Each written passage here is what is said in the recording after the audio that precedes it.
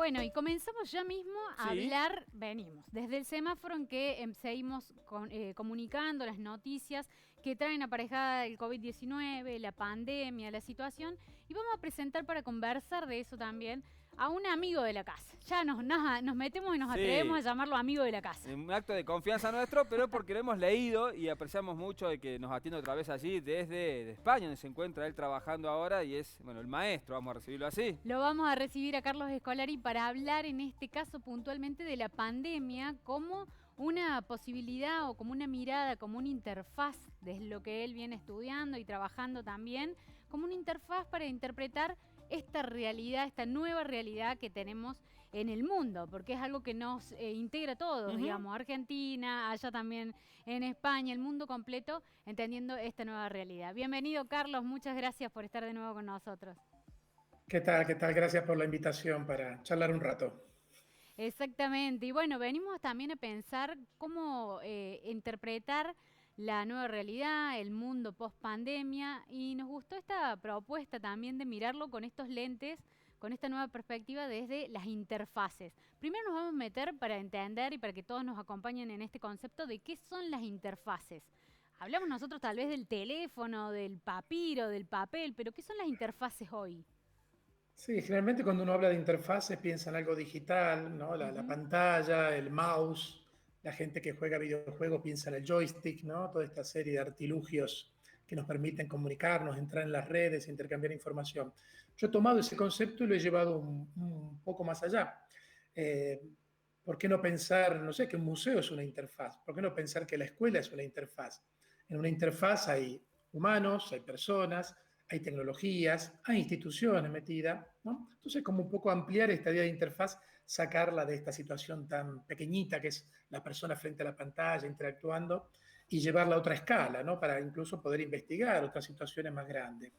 Claro, en ese contexto uno dice, si pensamos, incluso, bueno, podemos hablar de interfaces políticas, ¿no? Los partidos políticos son, o los parlamentos son interfaces políticas. Como dije antes, un museo, una biblioteca pueden ser consideradas como interfaces culturales. Y podemos hablar de interfaces educativas si hablamos de la escuela o de un aula inclusive. Una característica que tenían muchas de estas interfaces, ya dicho en sentido amplio, ¿no? Es que estaban en crisis, ¿no? Ya, por ejemplo, ¿cuántos años hace que se habla de la crisis de la educación, la necesidad de Ujú. innovar, que la escuela está, digamos, desenganchada de lo que pasa realmente en la sociedad? Podemos decir que esa interfaz educativa estaba en crisis, ¿no? Y muchas otras también. La interfaz política, obviamente, hace muchos años que en general los ciudadanos de todos los países, ¿no? Nos terminamos quejando que los políticos no nos representan, ¿no? Como que hay una crisis de ese modelo, de esa interfaz política que ya fue diseñada hace 200, 300 años más o menos, ¿no? Cuando nació el parlamentarismo. Y así también, por ejemplo, el caso de la escuela, ¿no? La escuela pública, esto donde van todos los chicos y las chicas, Ujú. entran alineados, todos haciendo fila, después de haber izado una bandera, ¿no? Y las clases están repartidas en horas. Bueno, ese modelo tiene ya más de 250 años, viene del siglo XVIII, ¿no? Cuando nace la escuela pública, ¿no? Bajo la esfera estatal y había que formar a la nueva ciudadanía. Son interfaces, yo digo, que ya estaban en crisis antes de la pandemia, pero la pandemia ha vuelto esa crisis, esas limitaciones muy evidentes. Si mucha gente sospechaba que la escuela no funcionaba bien, que los partidos políticos no funcionaban bien o que las interfaces de todo tipo no funcionaban bien, digamos que este pequeño bichito que vino de China, ¿no? El virus, generó un efecto de poner en evidencia, ¿no? Todas las limitaciones, problemas que tenían estas interfaces. Lo hemos visto en el ámbito educativo, ¿no? Cuando un día para otro las escuelas tuvieron que pasar de la forma presencial a la forma online, bueno, se improvisó, se vio que no estaba preparada la infraestructura, la gente no estaba preparada, y bueno, todos más o menos improvisamos con mayor o menor éxito en todos los países. Pero bueno, yo creo que esto es un lado, podríamos decir, positivo dentro de la tragedia de esta pandemia, es que nos sirvió para ver hasta dónde aguantaban nuestras interfaces, nos sirvió también para poner en evidencia las limitaciones que tenían todas las interfaces, lo cual es el primer paso, o sea, reconocer dónde están los problemas, es el primer paso para transformar todas estas interfaces políticas, educativas, culturales de las cuales venimos hablando. Y sobre eso quería preguntarte, porque lo que tiene bueno charlar contigo es que te animás a pensar también lo que puede llegar a ser el futuro. Y en base a esto, ¿qué crees que van a ser las transformaciones que vamos a ir viendo en estos tiempos, en estas interfaces, donde creo que la tecnología va a ser como una gran base de todas ellas? Pero ¿qué es lo que estás viendo vos aquí en el futuro, la post-pandemia, o cómo va a seguir este tiempo pandémico? Bueno, esto es una caja negra, es un proceso, digamos, no es la primera pandemia a nivel mundial, pero es la primera pandemia que se vive en un mundo interconectado y globalizado a nivel comunicacional. Cualquier cosa que digamos, era arriesgado decirlo hace un año, cuando todo el mundo se hacía los grandes escenarios Ujú. del mundo post-pandémico, y también es arriesgado hoy.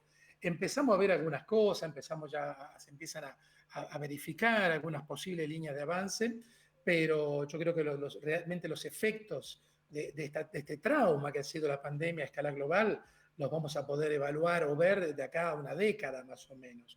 Dicho esto, por ejemplo, bueno, en el ámbito educativo y también laboral se habla mucho del concepto de lo híbrido, ¿no? Ujú. Este paso, por ejemplo, al teletrabajo, la educación a distancia, que repito, se realizó un poco a los tortazos, ¿no? Claro. Sin tener a veces toda la tecnología o el conocimiento para poder hacerlo. Bueno, muchas de estas cosas van a perdurar de otra manera, ¿no? Por ejemplo, en el ámbito universitario, en mi universidad se habla, dice, bueno, el curso que viene va a ser híbrido, el curso que empieza en septiembre, de acá a 2 meses, va a ser un curso híbrido, vamos a hacer todo lo posible para hacer cosas presenciales, hay cosas que se hacían presenciales, pero hemos visto que funcionan mejor online, y después se irá viendo, podría haber rebrotes, podría haber nuevos confinamientos, y tenemos que volver inmediatamente a un modelo online.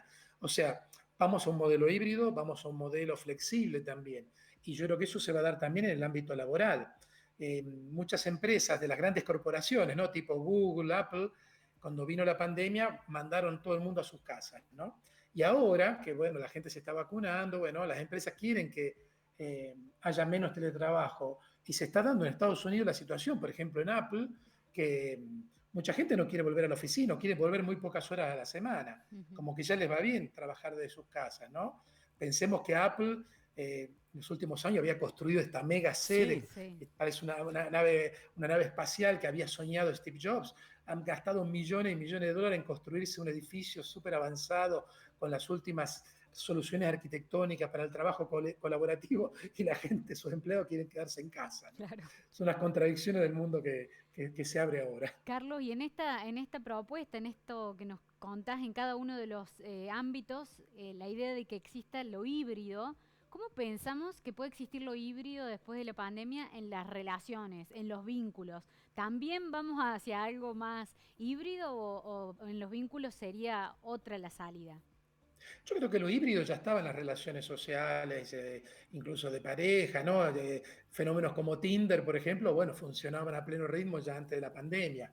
Lo que hizo la pandemia es, por ejemplo, incrementar el uso de ciertas plataformas. Pero yo creo que ya veníamos en un mundo híbrido, ¿no? Esto se nota bien en los adolescentes, la gente más joven. Nosotros creíamos que los jóvenes estaban todo el día online en el mundo virtual, y cuando empezó el confinamiento fueron quizás los que más sufrieron el encierro. Y ahí descubrimos que los jóvenes, los chicos y las chicas vivían en el mundo online, pero también vivían en el mundo real. Y que era un ida y vuelta, ¿no? Como que había una cierta fluidez en el pasaje de las relaciones online a las relaciones, digamos, en el mundo real. En ese sentido, yo creo, bueno, seguramente la pandemia ha incrementado el uso de ciertas plataformas, pero lo que extrañamos ahora es volver al mundo físico, ¿no? Y quizá lo que está generando, quizá hay más contagio en España, es que todo el mundo está saliendo a la calle, estas grandes fiestas, sobre todo gente joven que no ha sido vacunada, y es lo que está generando un repunte en los contagios. Pero yo creo que la hibridez ya estaba ahí en ese campo, ¿no? Ujú. Yo creo que donde más afecta esto, por ejemplo, es en el teletrabajo, en la educación, donde esta hibridez es realmente una cosa nueva. Carlos, también has trabajado mucho los estudios de los consumos culturales y esta es una época muy particular, digo, porque empieza a tener más relevancia una creencia que una verdad.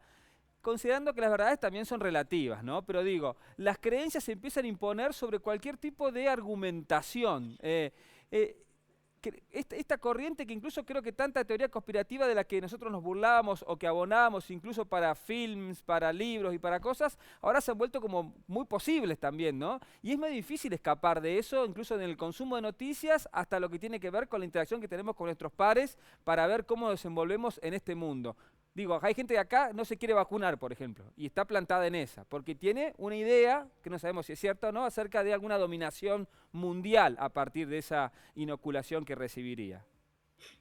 Es interesante, porque estos son fenómenos que se han dado siempre a lo largo de la historia, pero que hoy, por la configuración que tiene la comunicación a nivel planetaria, global, adquiere otra dimensión. O sea, creencias hubo siempre durante cientos y cientos de años.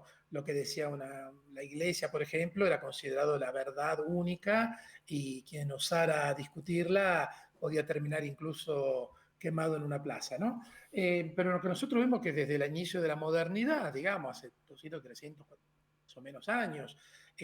Realmente la verdad, digamos, está situada en el discurso científico, ¿no? La cosa empírica, la Ujú. comprobación experimental, y digamos que en ese sentido el discurso científico es parte de este paquete de los tiempos modernos, ¿no? Ujú. Eso llevó a que se replegaran otros pensamientos, por ejemplo, las creencias religiosas, ¿no? Como que pasa a un segundo plano, y la ciencia, ¿no? Con todo su método experimental, etcétera, etcétera, pasó a ser la creencia moderna. Y vemos que en estos últimos años, y la pandemia lo ha acelerado, justamente el pensamiento científico, que era lo que sostenía quizá la verdad en el mundo de la modernidad, está siendo puesto en discusión, ¿no? Esto, la pandemia lo ha acelerado, esto viene vinculado a las teorías conspirativas, ¿no? Y yo creo que es terrible, yo creo, ¿no? Porque si uno dijera, bueno, hay una nueva verdad que va más allá de la ciencia, pero que tiene raíces sólidas, un método post-científico, bueno, a lo mejor esto ha pasado en la historia de la humanidad, ¿no? Pero lo que estamos viendo es un retroceso a formas precientíficas de pensamiento, ¿no? Y no hay ninguna información realmente avalada científicamente que diga que las vacunas no sirven para frenar esta pandemia. Lo vemos en cualquier lugar, ¿no? La gente que se está contagiando hoy son la gente más joven que no llegó a vacunarse o no ha querido vacunarse. Eso, digamos, no está fuera de discusión a nivel científico. Pero bueno, tenemos que luchar con esto, yo creo, porque eso sí, mientras más circule este tipo de creencia y de discurso, más vamos a tardar en salir de esta pandemia. Y es más, mientras más el virus siga circulando, hay más posibilidad de que haya mutaciones, ¿no? Esto está científicamente comprobado, haya más mutaciones y que tengamos que volver a vacunarnos muy seguido porque quizás las vacunas de hoy no alcanzan a cubrir nuevas mutaciones, eso es así, ¿no? Carlos, en el caso este, bueno, vemos también la comunidad científica y el paradigma científico tal vez también como interfaz se encuentra en crisis. Ya antes de la pandemia vos mencionabas que necesitábamos nuevas interfaces. ¿Cómo se fueron creando o cómo se lee que históricamente se crean esas interfaces como para saber cuáles son las nuevas interfaces que vamos a ir creando ahora en sociedad? Sí, yo creo que bueno, si uno analiza la historia de la tecnología y las instituciones, siempre lo nuevo no emerge de un lugar donde no hay nada. Mm. Siempre lo nuevo emerge de combinaciones, recombinaciones de cosas precedentes, ¿no? Si yo pienso el automóvil, ya no como medio de transporte, ¿no? El automóvil como interfaz, ¿no? Que incluye el vehículo, incluye el chofer, incluye el camino de asfalto, incluye el motel, ¿no? El invento esto de parar en la ruta y dormir una noche, ¿no? Incluye el cine, donde uno puede asistir a una película yendo dentro del coche, ¿no? Esa interfaz automovilística fue una fusión de cosas que existían antes. Si uno ve el primer automóvil, tiene la estructura de un carro de cuatro ruedas. Los primeros automóviles que crearon, no sé, la Fiat o Mercedes-Benz, tenían ruedas de bicicleta, tenían el freno, era el mismo de un carro a caballo, ¿no? Ujú. Tenían un motor a explosión, que era un componente nuevo, pero tenía una cadena tipo bicicleta que llevaba la tracción hacia las ruedas posteriores. O sea, cualquier tecnología, cualquier interfaz, es una unión de cosas que ya existían, ¿no? En ese sentido, yo creo que la pandemia también ayuda a hacer estallar, a fragmentar muchas cosas, que esos trozos se pueden volver a recombinar, ¿no? El hecho de que hoy la educación le hemos metido interfaces digitales para poder comunicarnos, tipo el Google Meet o el Zoom, y las estamos utilizando, digamos, ahí vemos como un elemento tecnológico se incrusta en una vieja interfaz educativa y contribuye a renovarla. Esto lo vamos a ir viendo en muchos otros ámbitos. Vamos a ver nuevos tipos de relaciones también entre los diferentes actores, ¿no? Esto lo vamos a ver mucho en el ámbito laboral, pero también en el ámbito educativo. Pero repito, esto recién comienza, los efectos de esto lo vamos a ver de acá a unos cuantos años. ¿no? Ahora, lo interesante ahora es experimentando, viendo qué se está haciendo en otros lugares, cómo se están solucionando problemas en otros lugares para poder inspirarse, copiar, aplicar, adaptar a nuestros entornos. Carlos Escolari, como siempre, un gusto para entender lo que nos está pasando y quizás en la próxima hablar de los otros problemas que se están generando también en el mundo, ¿no? No puedo perder de vista la remera que llevas con ceros y Sí, unos. muy Muy buena. buena, ¿no? Para entender también cómo ha venido a cambiarnos el mundo, justamente ese modelo binario que tenés allí, ¿no? Sí, sí, lo digital, bueno, es quizás la gran última transformación tecnológica. Lo digital es lo que permite desde compartir fotos de gatitos hasta poder comunicarnos y mantener las relaciones sociales durante esta terrible pandemia.